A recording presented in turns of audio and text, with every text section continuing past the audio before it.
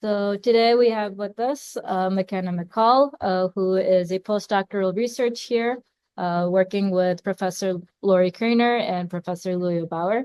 McKenna will be talking about formal methods and usable security and kind of bridging these two fields. And I'm very excited to hear more about her research. And I will pass it off. Yeah, thanks so much. Yeah, Before you start, sure. one note for students in the room, just until I know your faces a little bit better, it'd be helpful if you could come to me after class if you ask a question today, just so I can have you down for participation. Thanks. Yeah, thanks so much for the intro. Can everybody hear me okay in the room? Can the folks on Zoom hear me okay? Can somebody give me a thumbs up if you can hear me? Thumbs up. Good. Okay, great. Yeah, so my name is McKenna McCall, and I do research on usable formal methods. Now, naturally, the first question a lot of folks ask when I introduce myself that way is, what exactly is usable formal methods? Oh, one person. So I got one thumbs up and I got another not thumbs up. Let me try to troubleshoot with this. Okay. Yeah, if at any point you are having trouble hearing me, interrupt me right away. Okay. I don't mind being interrupted. So yeah, what is usable formal methods? But I realize formal methods might be unfamiliar to some of the folks in the room.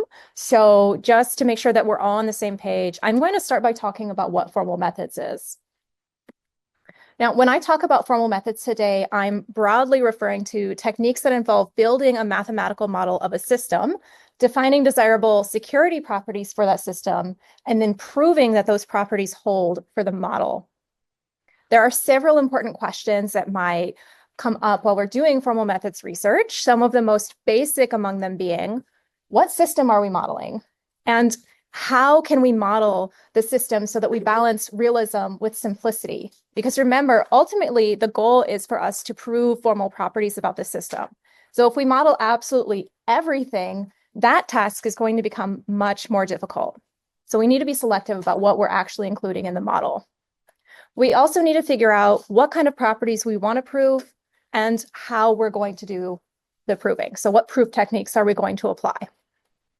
Other questions might pop up along the way, like who are the users of this system? Are they end users, like average folks like you and me, or are they developers who are interacting with this system differently? And then what are the properties that are interesting to these users, and how should they write them? If these are properties that are being written by the users themselves, what does the interface look like? And do they understand how to use it? And then how can we explain what is ultimately proven so that people understand what protections they have? And maybe more importantly, how can we explain what protections they have so they also understand what assumptions are going into those protections so they understand the limits there? Now, notice that the last few questions here are more about people and how they interact with our model or our system than they are about the model itself. So to answer them, we need to know more about who our users are, their needs and their capabilities. And it's very tempting to split up these questions. So we have some that are answered by pure formal methods, and then leave the others to the usable security experts who specialize in this kind of human subjects research. And indeed, when we talk about formal methods and usable security, we're usually talking about them as if they're entirely separate fields. But today, I want to tell you about my research on usable formal methods, which is where these two research areas meet. More specifically, usable formal methods is the idea that we can do research that is simultaneously mathematically rigorous and usable by applying techniques from formal methods and usable security. So I have done work spanning this entire range of formal methods, from developing more realistic models for web scripts and smart home automations to evaluating the usability and utility of security analysis tools for home IoT, all the way to communicating with end users about the security guarantees offered by confidential computing. I'm going to spend most of my time today talking about two of my fairly recent projects that showcase different ways that we can approach the usability questions that we encounter in formal methods research. Then I'll give you a couple of more examples of usable formal methods from my more recent work. And then finally, I'll tell you more about where I want to go next with my research. So the first project I want to tell you about was published at SUPS in 2023.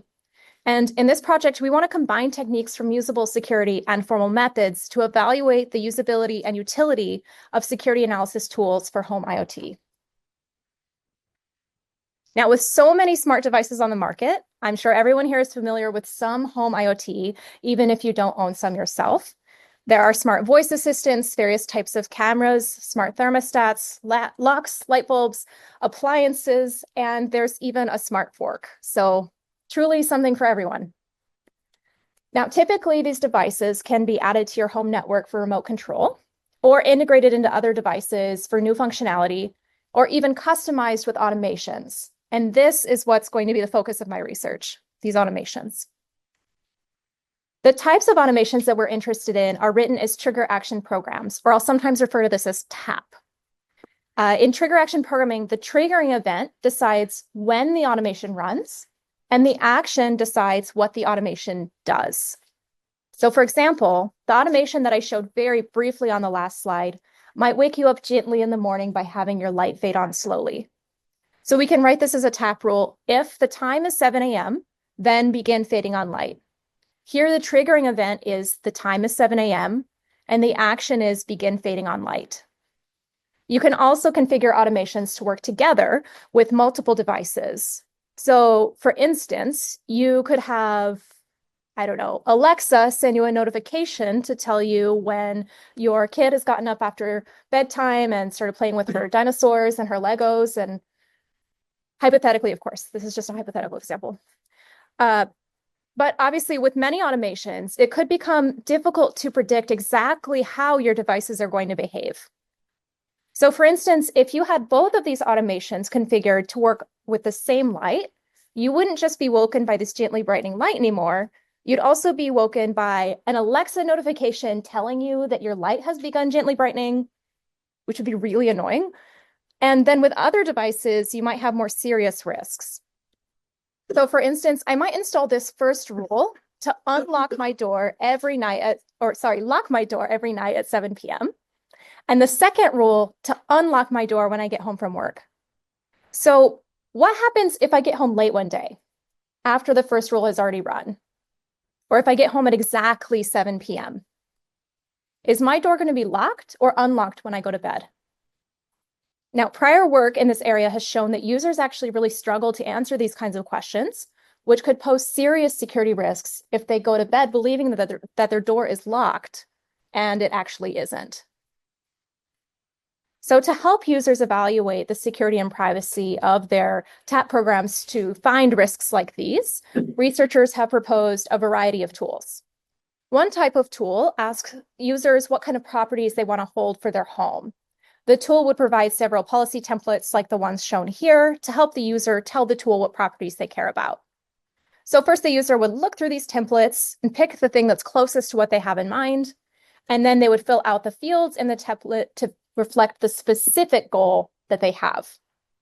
I'm going to refer to these from now on as declarative policies. Now, the policies written with these templates would be automatically converted into a formal logic that the tool can understand.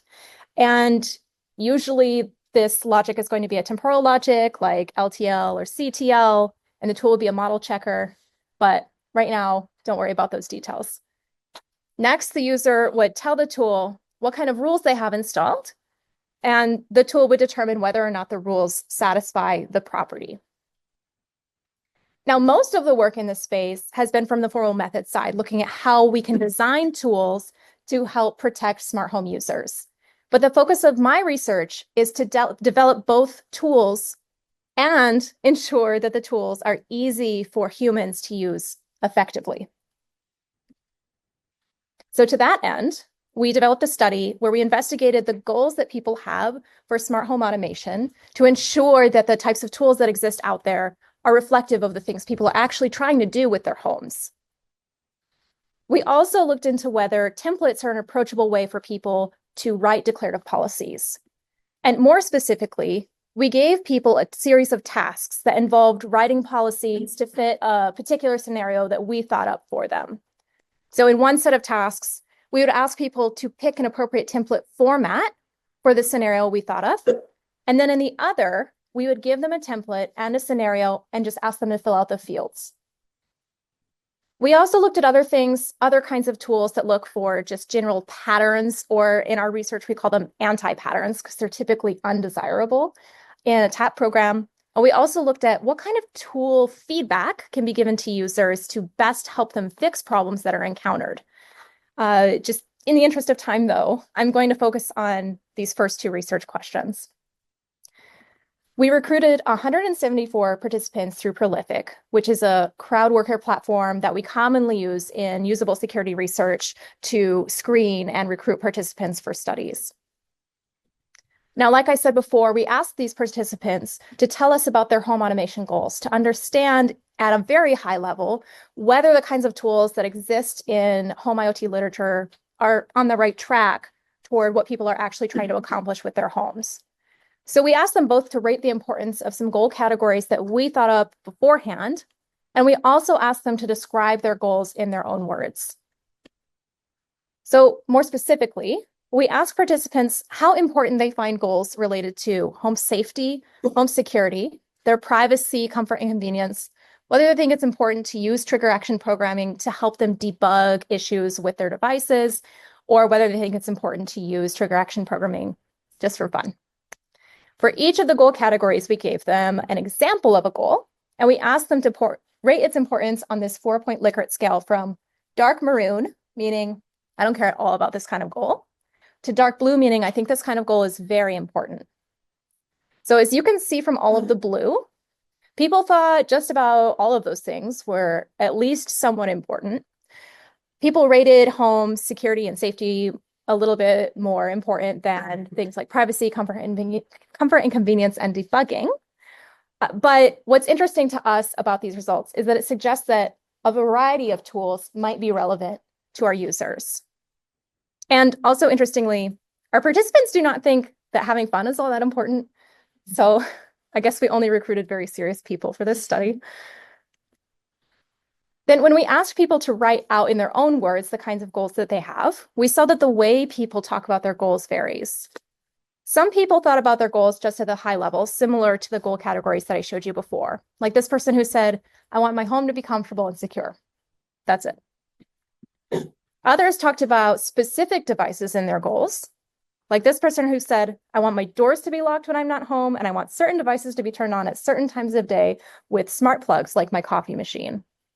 And then some people did a little bit of both of these things. One person said that their high-level goal is to keep their home safe and secure, but they also talked about specific devices they would want to use to achieve that goal. So they want their door to be locked when they're away from their home and while they're sleeping. Now, these results suggest to us that because so many people were talking about specific devices, that maybe there is hope that they would be able to use these policy templates, because these also require people to think about specific devices when they're talking about what they want their homes to be doing. And this is what we focused on in the next part of our study. We wanted to know whether users understand how to use templates to write these declarative policies. And we split this question into two tasks, like I hinted at before. In the first task, we gave folks a scenario, and we asked them to pick an appropriate template format that matched that scenario. Then in the second task, we gave them both a scenario and a specific template, and we just asked them to fill out the fields. And overall, what we learned is that participants can generally pick policy templates. In one scenario, we told our participants that the goal was for their home to have lights blinking to indicate that smoke was detected in the home. They shouldn't blink for any other reason. And in this case, almost everybody, 91% of our participants picked an appropriate template for this scenario. But the results did vary depending on which scenario we gave them. We told them in another scenario to imagine that they have automations installed that can cause their lights to blink, but they don't want them to blink for too long because it could annoy their neighbors. And in this scenario, 71% of participants picked an appropriate template. So people are generally capable of picking an appropriate template. depending on the scenario. Now, the other part of writing declarative policies is actually filling out the fields in the template once they pick one. So here we gave them something similar. We gave them both a scenario, but we also gave them a template to fill out. In one scenario, we asked folks to imagine that they have something that can close their windows automatically. And so they want to ensure that their windows stay closed while it's raining. For one of the template formats we gave them, 97% of people filled it out correctly. This is great. But another template format for the same scenario was only filled out correctly 37% of the time. Quite different from the first one. So let's take a closer look to understand what might have happened. We expected people to write something like window open and raining should never occur together. But what they actually wrote was window closed and raining should always occur together. Now, these feel very similar, but the difference between them is very important. If we look at the formal logic that's actually being checked by the tool, we see that there's this biconditional if and only if relationship between these two conditions, which means that if they write this policy, what it actually means is if it is raining, then the window should be closed. Off to a great start. But it also means if the window is closed, then it should be raining. But I am not aware of any devices that can cause it to rain. So this is not really the appropriate policy to write for this scenario. And really the issue here is that the meaning, the actual formal meaning of always occur together is not being communicated very well by this template to the user. Let's look at another scenario. Here we told folks to imagine that they're working from home, something probably a lot of people can imagine these days, and that their dryer might turn on automatically, but they don't want it to turn on during the day because it might interrupt their Zoom calls. And in this case, we also saw a range of success rates, this time 12 to 75%, depending on which template we gave folks. Let's look at the more difficult template again. We expect people to write something like dryer on should never happen within something like 8 hours of something in the morning, 9 a.m., things like this. Instead, what they wrote is dryer on should always happen within a few minutes of something in the evening, like 5 p.m. So again, if we zoom in on what's actually being checked by the tool, this tool is ensuring that when it becomes 5 p.m., the dryer should turn on. So when the second event fires 5 p.m., then something should happen with the first event. But this policy doesn't actually restrict the dryer's behavior during the day, which is what we actually wanted them to do. All it does is ensure that the dryer turns on at night. So this is almost more like they were writing a program than they were writing a policy. So the issue here is that this tool is not communicating very well to the user the difference between writing programs and writing policies that the program should enforce. And these are very different things. So with this study, we wanted to learn what kinds of goals our participants have for home automation and whether these templates that we were talking about earlier are usable enough for people to express them. And the results of this study suggest that, at least with some improvements to the tools, templates are a promising approach. Just 1 second, I'll get to you in 1 second. We saw that people have goals that are similar to how templates would expect them to write their policies, and they were successful at many of the tasks we gave them. But there is certainly room for improvement. The mistakes that people made indicate that there is more research needed to understand how we're writing these templates so that they accurately reflect the logic that's actually being checked by the tool. And there's also some confusion regarding the relationship between writing programs and writing policies, that these tools need to do a better job of communicating to people. So without formal user studies, it's not always clear what approach formal methods should take or what problems people might encounter when they're interacting with tools like this.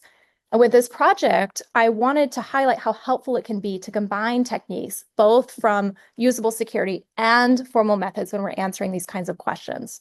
So we use techniques from usable security to help us design this user study, but we also use techniques from formal methods to understand what might be the actual source in the tool that's leading to the problems that people are encountering with the tool.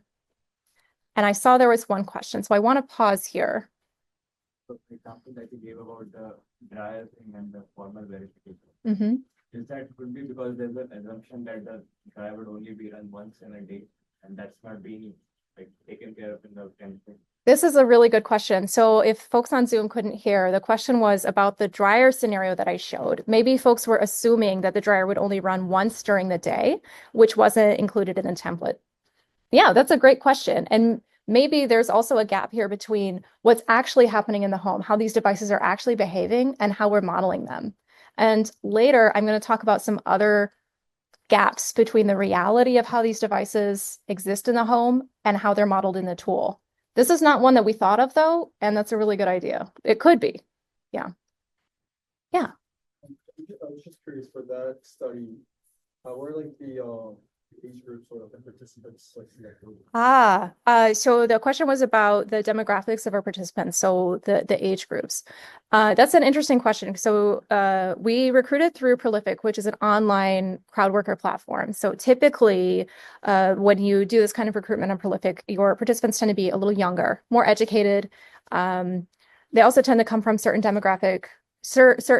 regions of the US, because obviously in order to participate in an online study, you have to have reliable internet access, for example. You need to understand how to get on these websites and interact with the tools that we're offering people. We focused on smart home users, not necessarily folks who have experience with automation.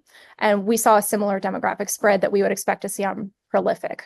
Younger folks, more educated folks. We did another study, though, involving home IoT that I'll talk about later, where the demographic spread was very different. Much older, all college-educated people. Kind of a curious shift from what we are used to encountering on Prolific. Yeah. Yeah, Lori. Yeah, so I was wondering if you actually have thoughts about how to help people understand the difference between a program and a policy. And then relatedly, one thought that I had, having done some related things here, is that when it's a policy, it might be easier for people to understand if it's a negative. Yes. Don't do this. Yes. These things are not allowed. But then of course there are exceptions. So you end up needing the structure to be, don't do this unless. Yeah. Right. And I'm wondering whether you have any insights as to whether that would be more effective. Okay. Yeah. Good. Very good question. So, makes sense. Yeah. So the first part of the question was about whether I have any ideas about how we might address the challenges between writing a program and writing a policy. The second part of the question was whether a negative version of the policy telling the tool when this thing shouldn't happen might be better. So for the first part, I do have thoughts, and they're related to your second part of the question. So we didn't have enough data to really look into whether this was statistically significant or predictive in any way, but it did appear to be the case that when people picked the negative version, a lot of these templates, let me see if I can back up to one. A lot of these templates had a negative version and a positive version, a never and an always. And when people picked the never, it tended to be more correct. And in fact, a lot of the time, the scenarios that we were thinking up, there was no always version that fit the scenario. So I think people would be more successful generally with the negative versions of these templates, talking about when we do not want something to happen. Another issue, though, with these that somebody else pointed out, a student, one time when I gave this talk, is if you look at this one, this is an always version and it's got a regular implication. If you look at this one, the always version has a bidirectional implication. So this is also just kind of funny design. The always just is semantically inherently different within the same tool. So running away from strange behaviors like that would also be a good idea. But for helping people understand the difference between programs and policies, another promising approach might just be to lean in. So there's a long line of work out there where people will write a policy saying what do they want their home to be doing in a positive way. And then the tool would synthesize code and show them this is how we could achieve that goal. So they can still structure it as a positive thing. I want my dryer to be turned on in the evening. And the tool would ensure that this new program that's synthesized would closely match this. So it wouldn't turn on during the day because that wasn't specified in the policy that they wrote. So I think somewhere in between these two would be promising. But again, yeah, we need to do more research to understand. Yeah. Yeah. I was wondering if there were any formal constructs that you've observed in your research that are kind of not universally, but more often misunderstood, like you mentioned, it's only of here. Are there constructs that are, or does it really depend on how the construct is used? I think it really depends on how it's used. And it depends on, again, the relationship here, like I said. So you would expect that when you switch from always to never, you would just be directly negating the entire formula. But clearly this is not the case, because how could it possibly be the case that both of these things are the negation of a very similar construct? So I think that to have the negation of a lot of conjuncts with this unless, now suddenly negation might become more confusing for folks. I don't have data on it, but I have hypotheses that I would love to test. Yeah. As the number of interconnected devices increases, the policy will be getting more complicated. Right. Yes. So there, even if we ask them to fill this form for different devices, there might be some cases where they become contradictory or something. Great. Good. Yes. Excellent point. Yeah. So the question was about how we might have lots and lots of devices. We might have lots of policies that contradict each other. Okay. So dealing with conflict resolution in policies is a known challenge. It's been a long known challenge in like access control policies. So who can access the files on your computer, for example, and ensuring that the way that there are theories out there about how we can do conflict resolution, but really the key is making sure that the conflict resolution that you pick matches the intuition that your users have. So whatever you decide to do is what you decide to do. But if your users are thinking about these things differently, you're going to run into problems.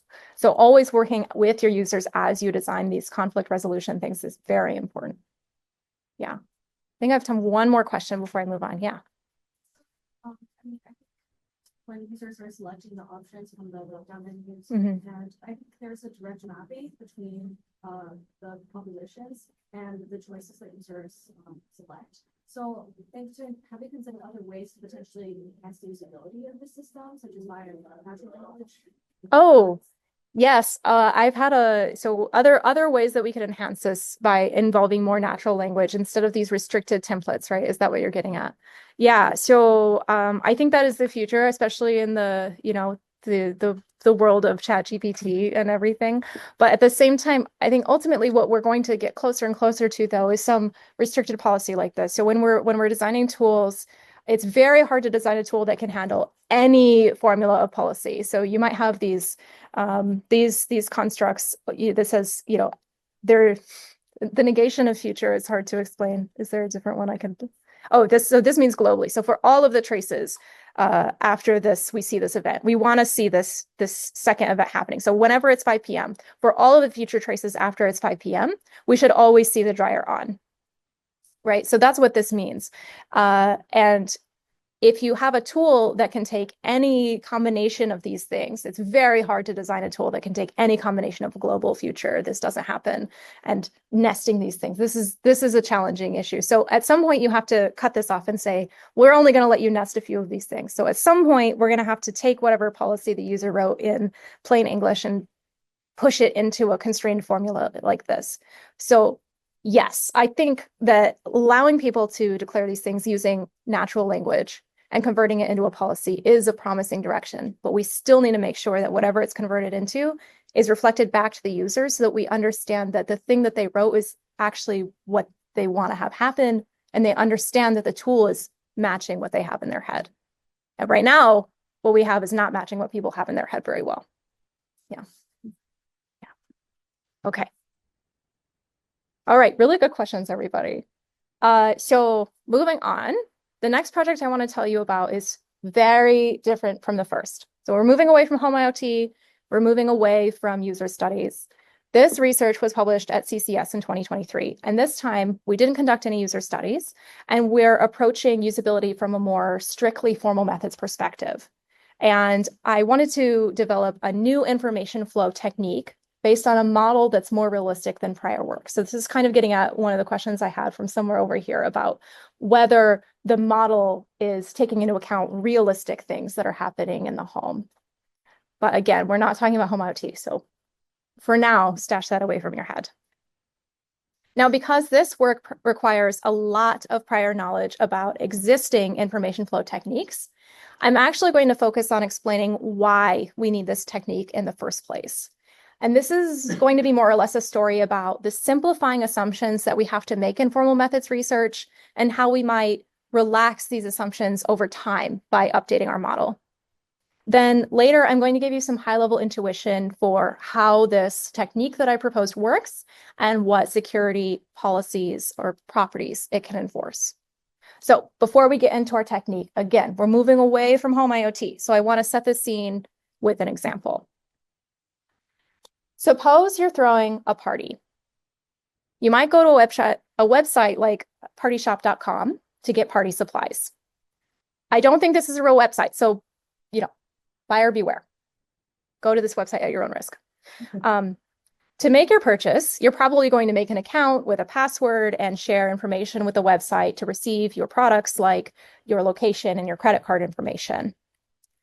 At the same time on the website, you're probably going to encounter advertisements. There might be analytics scripts running in the background, and you will almost definitely see a cookie consent banner. Now, what's not immediately clear from looking at this webpage, though, is that a lot of this code is probably coming from third parties. Now, if Party Shop embeds this code into the page directly, so they don't sandbox it using something like iframes for any of the web developers out there, the browser can no longer tell the difference between code coming from Party Shop and code coming from one of these third parties. So now the third-party code can access your sensitive data on the web page basically without restriction. So how can we protect sensitive user information from being leaked to these third parties without breaking important web functionality? That is the goal of information flow research. So one technique for enforcing information flow properties is secure multi-execution. Sometimes I'll refer to this as SME. Secure multi-execution is a really, really lovely technique because it satisfies strong security guarantees, but it also has a fairly simple model. So it's easier for me to explain in a setting like this, but it's also easy for us to do formal reasoning about. Now, when I say that SME satisfies strong security guarantees, what I mean is that it satisfies non-interference, which is the canonical information flow security property.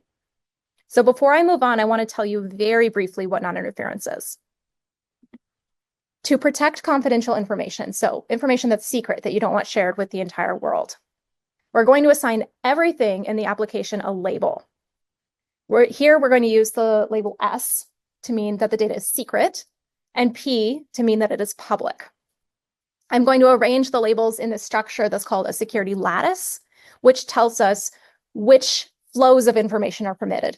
In general, information is allowed to flow up the lattice, but not down. So public information is allowed to be shared with people who are listening on secret channels, things like what day of the week it is. Anybody can learn that. But information about me that's secret, like my location and my credit card information, I don't want that to flow down this lattice to be leaked on a public channel. All right. So if you think about a program as this box, which takes some inputs and produces outputs, then non-interference says that public inputs are allowed to influence both the secret and the public outputs because anybody can learn it. But secret information is only allowed to influence secret outputs. We don't want to see this flow of information from secret input to public output. So think back to the Party Shop example from the beginning. Information about me, like my location, my credit card information, my name, the things that I'm buying on the website. I don't want the whole world to learn that, so I'm going to label all of those things secret. Then if there's an advertisement on the web page, who I don't want to learn all of that stuff about me, I would label them public. So then if this web page leaked my secret location to a database at ad.com, then this would violate non-interference. Okay. Then the idea behind secure multi-execution is that we can satisfy non-interference by multi-executing the code. So we run the code at every security level in this lattice. So here we're going to run it once in the secret context and once in the public context. To make sure that we're not duplicating outputs, the secret copy of the code will only output to secret channels. The public copy will only output to public channels. the secret copy of the code is allowed to see all of the inputs, both secret and public. And the public copy is only going to receive the public inputs. We'll replace the secret inputs with a default value, like all of my secrets are 0. Then SME satisfies non-interference by enforcing this strict separation between the secret inputs and the public outputs. So only the public copy of the code outputs to public channels, and it never sees the secret inputs in the first place, so it couldn't possibly leak your secret information to the public. With me so far? Okay. So this version of non-interference prevents secret data from leaking to the public. So it's protecting the confidentiality of the web page and the user's data. But we can also use secure multi-execution to protect the integrity of the user's data and the web page. The model for integrity is very similar, but instead of having secret and public, we're going to have trusted and untrusted. We want to prevent untrusted inputs from influencing trusted outputs. I don't want to get too in the weeds here about integrity, but the point here that I want you to take away is that secure multi-execution is great at protecting confidential information, and it's also great at protecting the integrity of information. So we've seen that with this model, SME can enforce non-interference for both confidentiality and integrity. But unfortunately, non-interference is too strict to be useful with what we expect to see in real life. So to illustrate this, let's think back to the example from before. With strict non-interference, we have to be fairly all or nothing with our data. So if partyshop.com is running a new ad campaign and they have a third-party analytics script, they want to know just at a very high level, when somebody visits my website, do they click on any products? They don't need to know what I'm clicking on, just do I click on anything? But with strict non-interference, there's not actually a good way for us to answer this question. So we can allow this third-party analytics software to see all of my clicks. So it learns everything that I'm clicking on. Or I can allow it to learn nothing. There's nothing in between these two. So to balance this trade-off between protecting the user's sensitive data and the utility of these third-party scripts, we need to extend our model. We need to go back to the assumptions that we're making and adjust them so that we can account for declassification, where we intentionally leak some of the user's sensitive data. So in this model, we can do this by adding something that intercepts the secret inputs. It's going to send them as they are to the secret copy of the code, but then it's going to use something called a declassification policy to decide what, if anything, is allowed to be shared with the public copy of the code. So for that analytics example that I just showed you, the declassification policy might say, you can share with the public copy of the code that somebody clicked something, but you cannot share any other information about their clicks.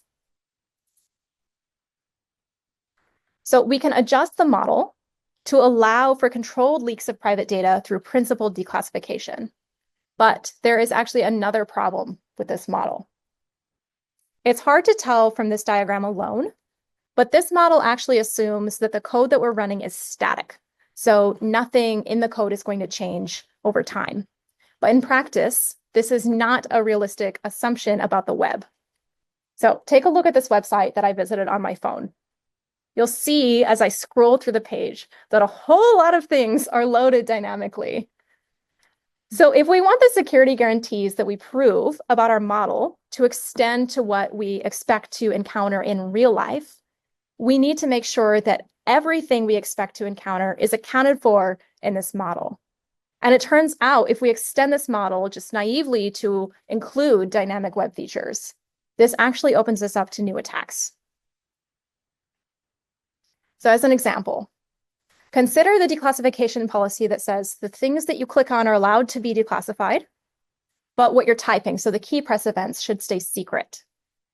Then a very savvy attacker who knows that we're using secure multi-execution and who knows about this declassification policy could add some code to the page that says, depending on what the user types, add a different button to the page that when they click it, will send me a message and tell me what they typed.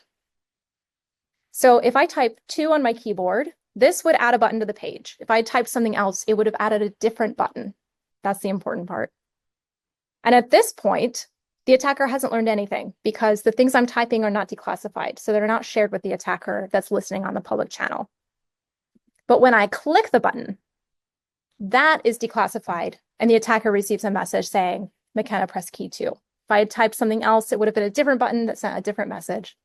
But really, the issue here is that the attacker can influence the page by adding code, buttons, event handlers, things like this, that can trigger declassification and lead to more information being leaked than if they hadn't added anything to the page in the first place. Or in other words, in the presence of dynamic web features, our declassification is no longer robust against attacker influence. So let's try to change the model again so that we can account for this kind of behavior. The idea here is that when the user clicks on a button, we need the model to check who added this code to the page.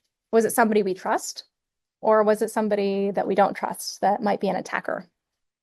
But again, there's actually a problem with this model. Secure multi-execution protects our confidential information by deciding what's secret and public and using that to decide which of the executions receives our input. But after that, it doesn't really keep track of anything. It doesn't care what's happening within the execution itself. So it has no way of knowing who added this button to the page. It's completely forgotten. Now, one solution would be to just keep track of everything that was added dynamically and assume pessimistically that if it was added dynamically, it might be controlled by an attacker. Then it doesn't matter if SME knows exactly who added the code to the page. If it was added dynamically, it could be unsafe, so we shouldn't declassify it. Now, we actually did try this solution back in 2018, and we were able to prove that under this model, declassifications are robust against attacker influence. So this will prevent the attack I showed you before. And from a formal methods perspective, this is really nice. The model is very simple. It's easy to reason about. It's fairly easy to explain. So just from a formal methods perspective, this is great. I'm happy. But the solution is not very usable. So look at this website again. With this solution that I just told you about, none of my interactions with these dynamic web page features could be declassified. Not my interactions with the advertisements that are popping in a lot on this webpage. Not my interactions with the reviews that are dynamically loaded. Not my interactions with the cookie consent banner, which is mysteriously missing. Not my interactions with anything dynamic could be declassified.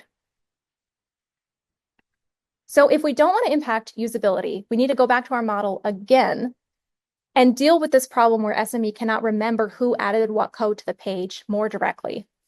And so that is the idea behind our new approach that I call tainted secure multi-execution.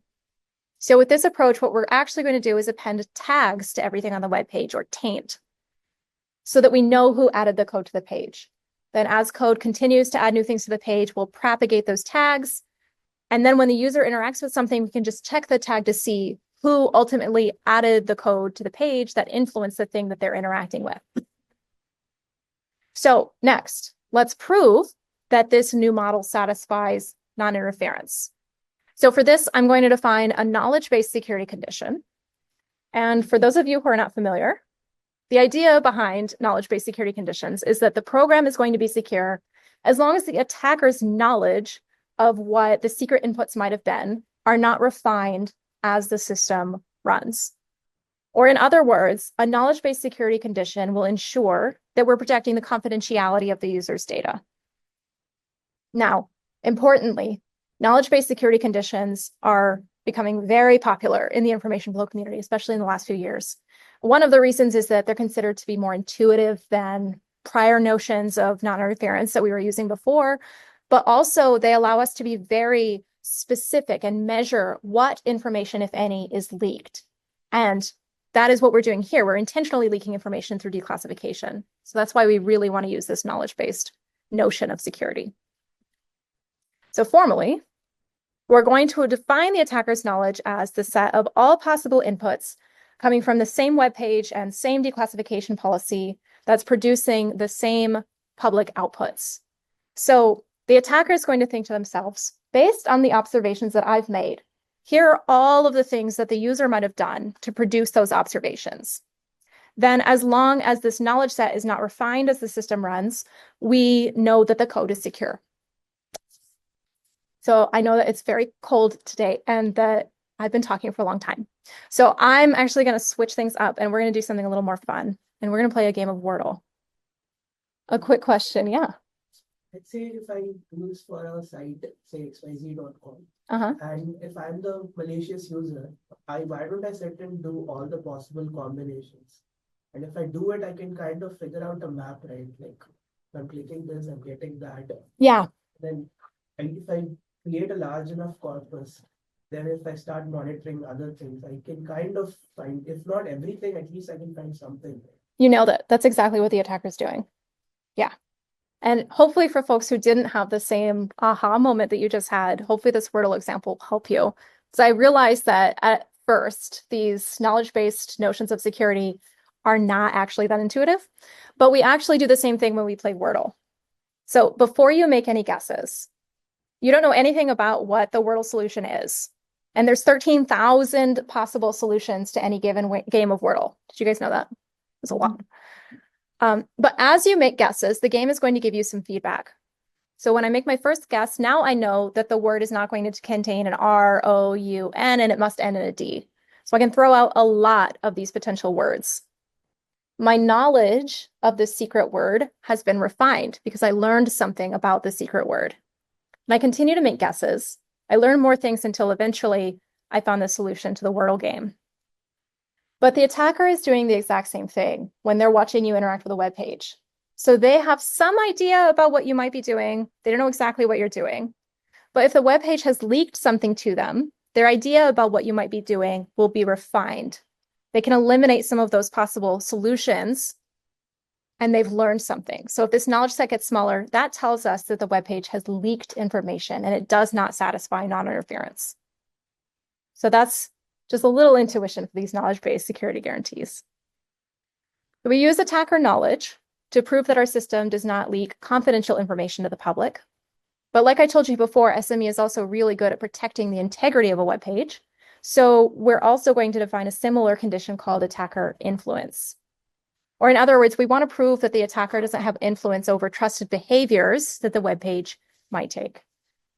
Now, the last property that I want to prove is that our system, again, is robust against attacker influence over declassifications.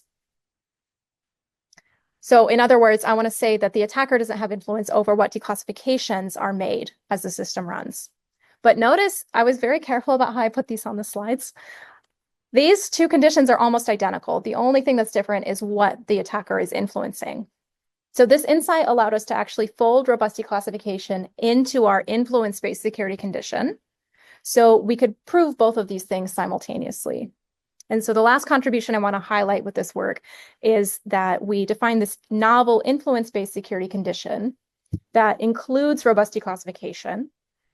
So from our soundness proof, we actually get robust declassification for free, which might not mean very much to all of you, but for me personally, saved me a lot of time writing proofs. So this is one of my favorite parts of this work. So in formal methods research, like I hinted at before, it is very challenging to design models that are both realistic and simple enough for us to reason about. We have to make simplifying assumptions in formal methods research. And with this project, I wanted to highlight the idea that usable formal methods is not just about doing user studies. It's also about revisiting the assumptions that we make in our formal methods to ensure that the models that we're building are actually practical and close to what we expect to encounter in real life. Are there any lingering questions about this before I move on?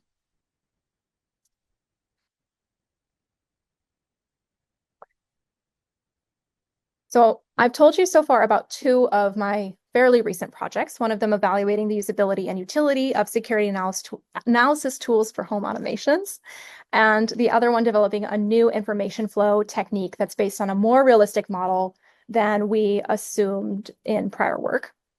And I picked these two projects because I thought they give a solid foundation of what usable formal methods is. But for the next few minutes, I want to tell you very quickly about some of the other work that I've done more recently in usable formal methods. One recent project focused on evaluating techniques for communicating with end users about security guarantees. And in this case, we were specifically looking at the security guarantees offered by security hardware called trusted execution environments. So here we wanted to develop accessible text-based explanations for these specialized hardware called trusted execution environments, or TEEs. And this work is currently under review, but kind of what we were thinking when we were doing this study is that TEEs are very complex. They depend on a lot of technologies that most people are not familiar with, from operating systems all the way to cryptography. We weren't actually sure that we would find any explanations that were very effective at all, to be honest.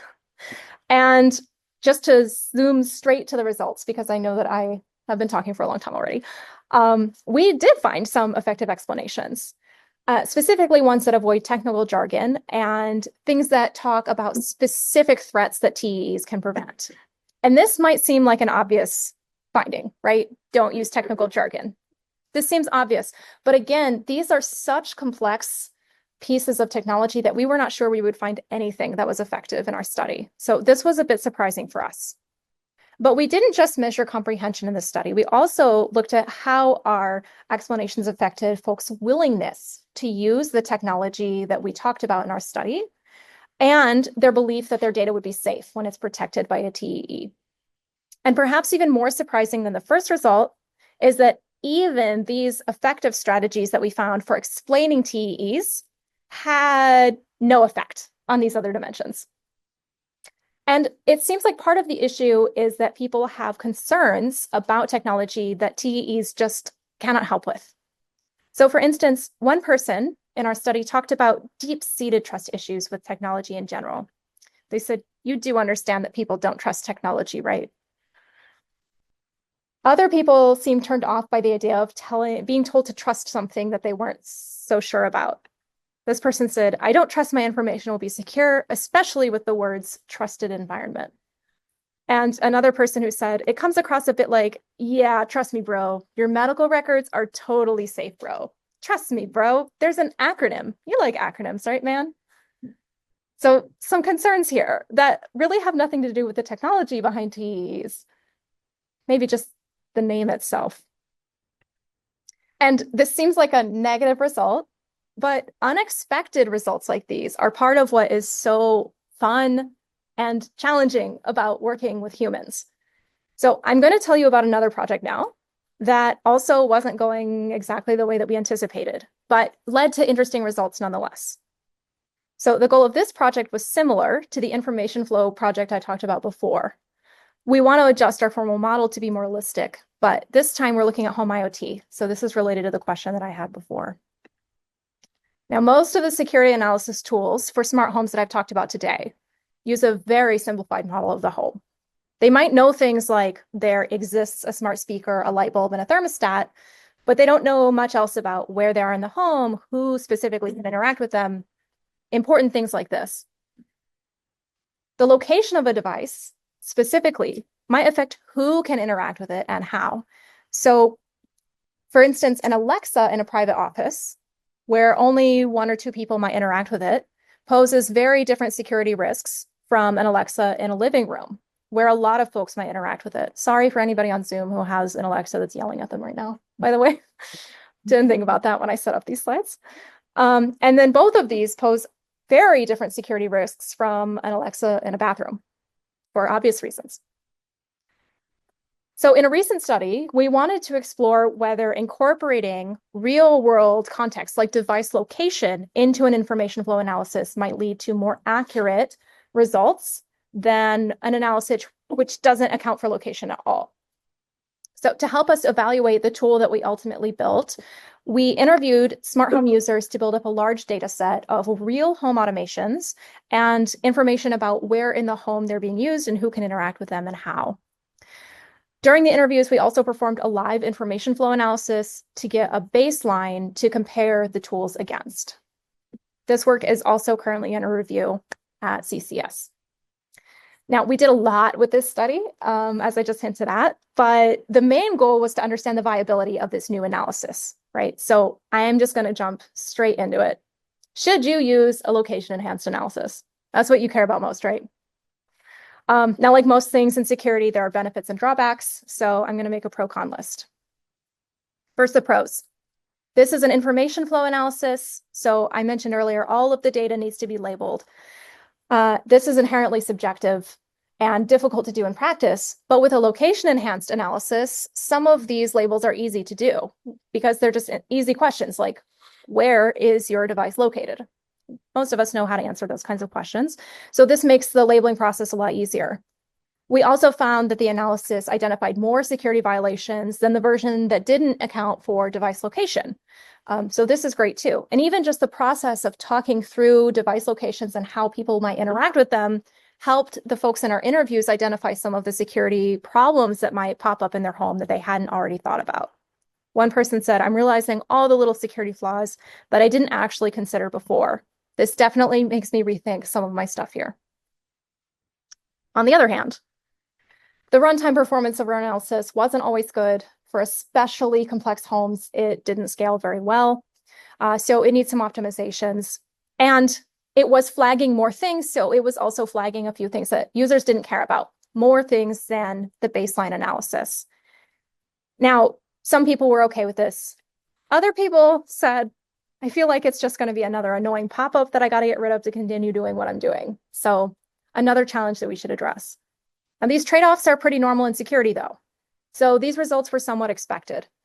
What we didn't expect was how much confusion we have with our participants about what an automation is to begin with.